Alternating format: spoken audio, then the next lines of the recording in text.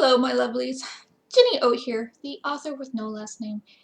And today is Ginny O Talks, the part of the channel where I talk about things in the creative community.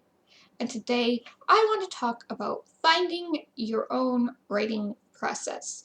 And basically why I don't get involved in the process, aka the plotter versus the plancers versus the pantsers, and the drafting wars. I don't want to inject myself into that, thank you. So this is a follow-up video to a video I did on November 1st, which was called NaNoWriMo and the 5 things you need to write a novel. And what you may not know about that video was it was in its original incarnation an hour and a half long because I was rambling. So I would like to do some follow-up videos because some of the stuff I was rambling about is actually really kind of important. So including finding your own process. So in that video I had 2 slides, and the first slide was about what you do and what you don't need in order to write a novel, like education is. And I've put out there that you do not technically need to have an English degree. You don't need to technically have a secondary degree in history or science, whatever your novel is about. You don't need to take master classes, join writing groups, or buy these how-to books by big-name authors. Now, you're free to do that if you want and if you think it would be helpful, but you do not have to. It is not a requirement to write a novel. And then on the other side, I had to contrast with it things that you need. Life experience. Okay? Your empathy. So taking your life experience and then seeing somebody else's life experience and, projecting yourself onto it. Or taking something in your life experience and projecting it to, science fiction or fantasy or something like that. So your imagination is also very important. You can also do research. You can, read in your genre. Very, very important. And there's always Tumblr. Yes, Tumblr. Lots and lots of free writing guidelines and advice on Tumblr. So the biggest thing from all this was you are not a big name author. You are not that. So what you need to do is to find your own way of writing that works for you, that gets the story, the beginning, the middle, and the end out. So you could edit it and sell it as a product to other people and share your stories, because that's, where the fun joy comes in. I write for me because I write the stories I want to read, and then I share them with others because maybe they would like to read them too. That's great. Yay. Now, so because you're not this big name author, you have to find your own ways of doing things. Maybe writing 100 words a day or 800 words a day or whatever, it's not going to work for you. Your life is too busy for that.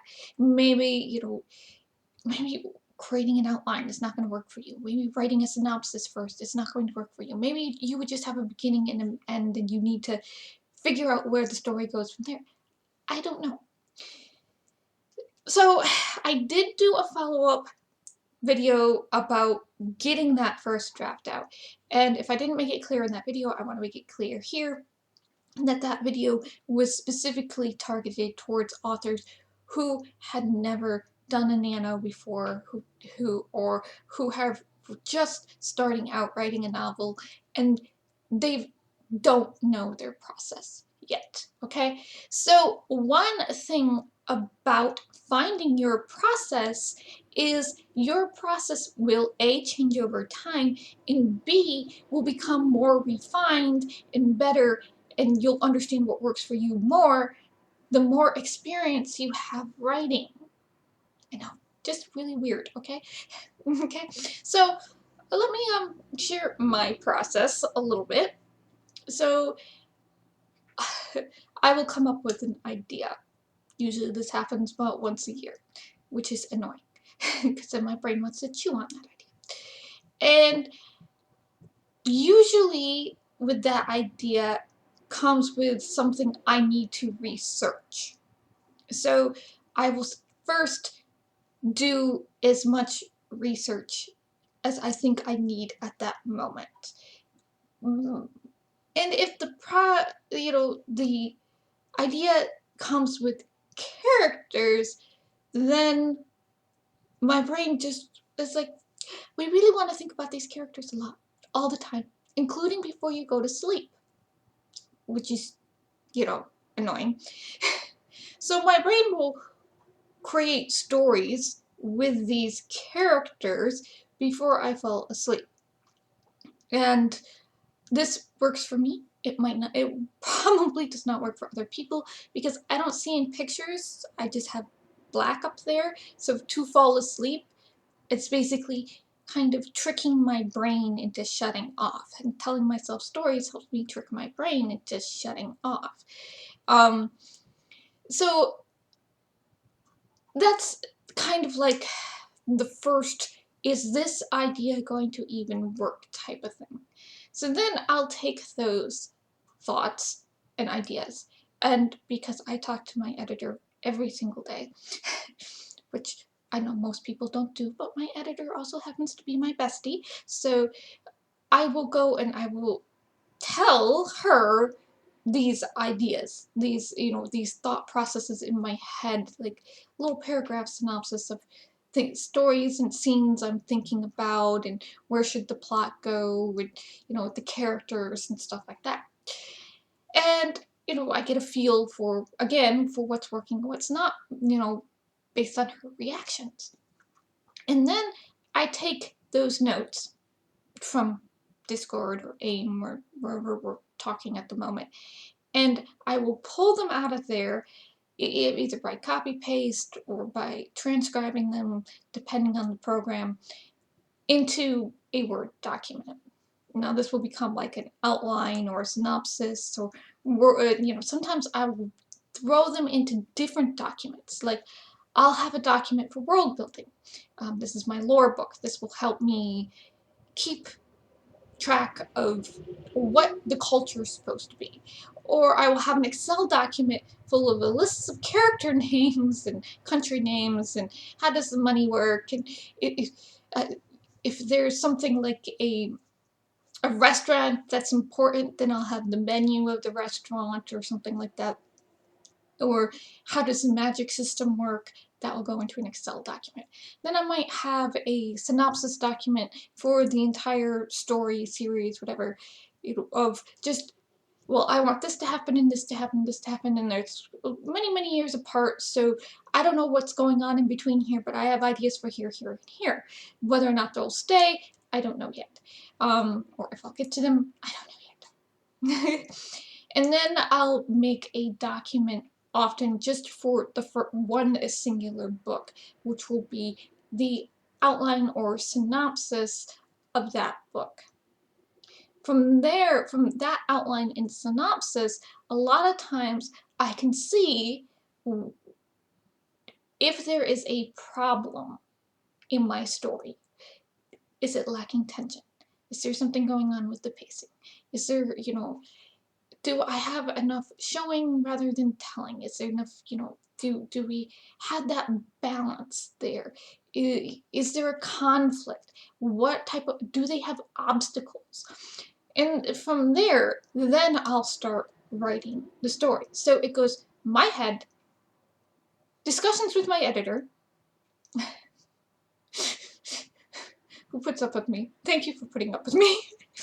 Into like synopsis documents, then the first out full-fledged story, with description, dialogue, and stuff like that, into what would technically be a first draft.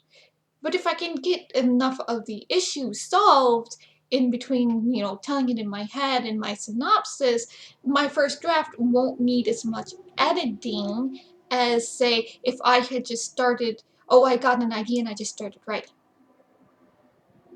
You see, and I have done that, and currently I'm for that project, because A, I'm not a very good writer of mysteries. Mystery is generally not my genre. And I was trying to work out how it's gonna flow. I'm on an actual third draft where, you know, I have to go back to, I'm sitting there writing and I've got 5 documents open. I have, and in an Excel document. 5 Word documents in Excel. So I have the first 3 drafts, the lore book, the synopsis, and then an Excel document of character names and stuff like that. It's not my preferred thing, but sometimes that's what happens. Every single book you write, your process might be just a little different depending on how well developed and how far along you are in your writing experience and your writing process. Okay? So, everybody has their own writing process in them as they gain experience. Everybody has their own definition of, this is my first draft, this is my second draft, and this is my third draft. You know, how much do you have to change to make it a different draft depends on what your definition of a draft is. And some people are like, well, I think my first draft is more like a second draft or a third draft because I go back and I edit it as I'm writing. And if you are a very beginning writer, I do not encourage this, but if you have gained some more experience, say you're 5, 10, 15 years in, and you're reading your book, you know, your draft to get back into the mood of writing your book, and you're reading it and you're going, there's something wrong here. I know there's something wrong here. And sometimes you can pinpoint what's wrong, and you might just abandon that draft and be like, the tension's off. I had to go back and fix this, and you know, it's a lot faster for me to open up a new document and copy paste what I need from the old document into the new document and start from there. Or, you know, you might be reading along and go, this is a lot of world building dead weight, which is okay maybe if you're an established author on your 3rd or 4th book, but if you're still trying to get that debut novel, traditionally published novel, having 200 pages worth of world building is not going to get you a contract. So you have to realize, oh, I have 200 pages here of world building, but my story doesn't start to 250 or so pages in, so I have to figure out how I'm going to cut that world building out, put it into a lore document, and, you know, make sure I get the necessary information to make the story make sense put into the new draft. So, like, okay, draft 2 of The Dawn Princess. So I was working on The Dawn Princess, and I was writing along and writing along, and I got to a point where I turned to my editor and I said, this book lacks tension. There's something wrong here. She goes, yeah, it does lack tension. I said, I think it's because I healed the dragon. The dragon provides tension because this out of control dragon provides tension because you don't know if she's gonna come and try to, you know, find her baby that they've accidentally hatched. And so I was like, this dragon just by existing provides tension to the story that if I take it away makes the story less. So I had to go back into the story and it was like, I know this is the part of the story where I'm playing the fairy tale kind of straight. So, but having that dragon just hovering, or, you know, the tension of, is the daddy dragon gonna come back and, you know, be, where's my baby? You know, having that tension there really served the story well, even though it's just such a little thing. You wouldn't think, oh, just healing the dragon is, you know, not a big deal. Yes, it's a very big deal, I guess. But if it takes all the tension out of your story, it keeps, you know, people from stopping turning pages. So I had to go back and I had to cut out that part and figure out what would happen in the story if that female dragon character didn't exist. So I had to rewrite the story. And that time I was able to actually get all the way to the end of the story and go, yes, I have a decent thing here. Let me check my word counts. Let me go back and do my content editing and my line editing, or have Becca help me with that. Make sure try to make sure my spelling is okay and my grammar is okay. I'm never gonna be perfect, but there you go. And then I was able to go, okay, I can hit publish on this book because the story now has the conflict and the tension it needed just by having the dragons, hovering in the background of, will they come after the little baby dragon or not? It's little things. So, but that took experience. That, if that had been my first story, I would have gotten all the way to the end of the story and been like, ugh, why is my story so flat? Why is there no tension? And then I would have had to turn to an editor or somebody like that to go, well, because your story lacks the tension it needs because you didn't need to bring this character in yet. You could wait to bring this character into the third book. And lo and behold, I'm stuck on the third book. I'm getting there, I promise. And so that's what the difference of experience does when working through your own process, okay? So here we are at 16 minutes already.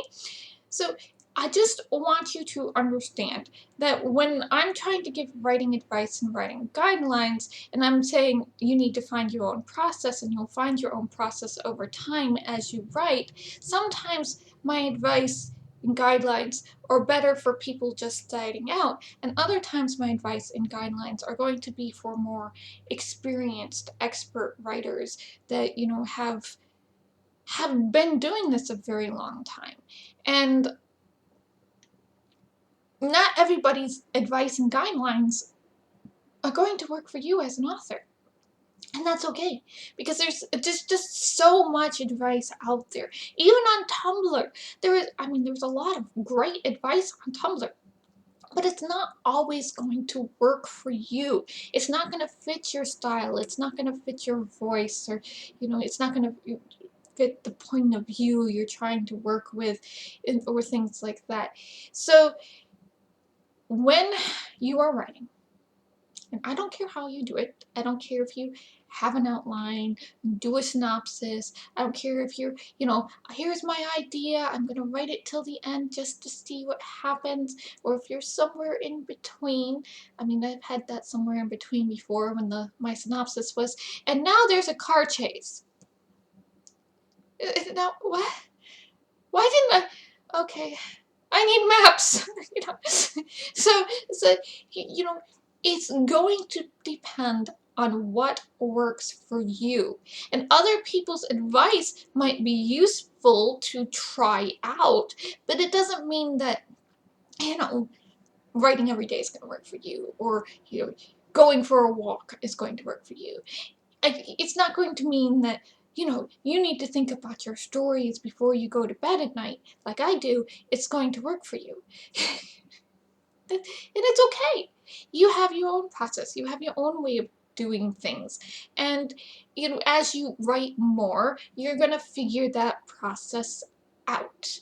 And you'll figure out, how much changes between documents, creates a drafting process for you. You'll figure out, over time, which of the 5 things are missing in your novel to, to make it, oh, it's flat, it's boring, or it's too easy.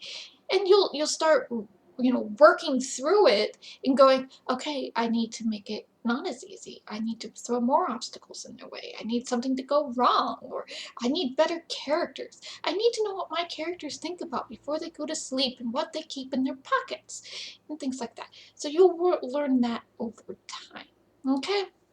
But the important part is, don't let yourself be bound up so tight by other people's advice and guidelines that you never seek out your own way of writing to get things out of your head and into the document in the beginning, the middle, and to the end. So, thank you for listening. Take care of yourselves, my lovelies. Bless, and I will see you in the next video.